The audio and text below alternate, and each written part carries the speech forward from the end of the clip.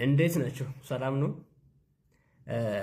እንግዲህ ሰሞኑን በተለያዩ ሶሻል ሚዲያዎች ብዙ እየተቀባበለ ያለው ስለ ድሬዳዋ ጉዳይ ነው እና ድሬዳዋ ላይ የህግ የበላይነት መከበሩ ወይም መረጋገጡ በተለይ ከአጠቃላይ ሀገራችን ለውጥ በኋላ ድሬዳዋ ላይ በጣም ጎልቶ የታየው ማንም ሰው ከህግ በታች መሆኑና የህግ የበላይነት የማረጋገጥ ጉዳይ በጣም የተሰራበት ከፍተኛ ውጤት ያመጣ ጉዳይ ነው።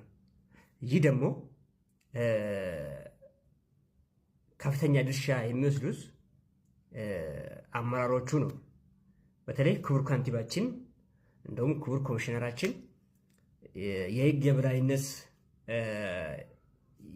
ማስፈን ጉዳይ ላይ ያለ ምንም ርህራሄ የሚሰሩ ናቸው። ክቡር ካንቲባችን ሰምታችሁት ብዬ አስባለሁ። በተለያዩ ሚዲያዎች ላይ እናት የእሳቸው እናት ከሰው ጋር ጣልታ ፍርድ ቤት ላይ እናቴ ነች ጥፋተኛ ብሎ እስከ መመስከር ድረስ የደረሰ ሰው ነው። ስለዚህ ድሬዳዋ ላይ ህጉ ይከበራል።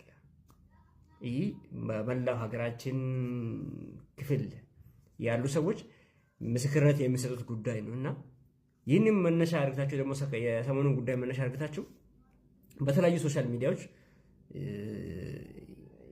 የስም ማጥፋት ዘመቻ ላይ የተሰማራችሁ ሰዎች አላችሁ።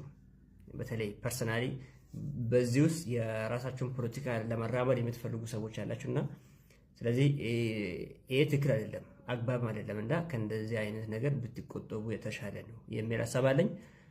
ዛሬም ነገም ቀጣይም ድሬዳዋ ላይ ህጉ ይከበራል።